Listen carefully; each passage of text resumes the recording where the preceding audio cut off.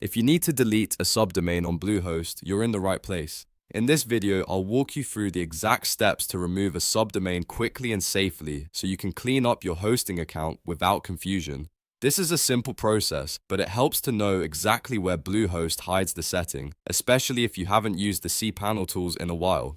If this tutorial helps you out, please hit the like button and subscribe for more step-by-step website and hosting tutorials. Now let's jump in.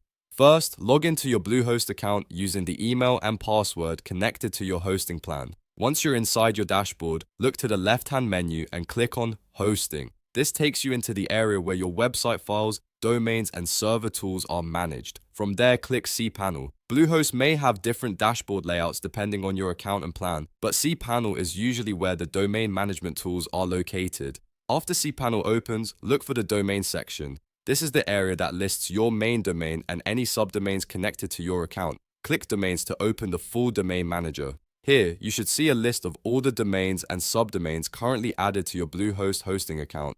Take a moment to review the list carefully so you don't delete the wrong one. Next, find the subdomain you want to remove. For example, if your subdomain is something like blog.example.com, look for that exact entry in the list. Once you locate it, click Manage next to the subdomain.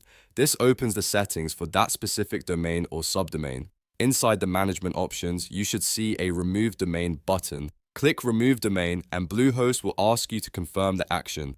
This is your final chance to make sure you've selected the correct subdomain.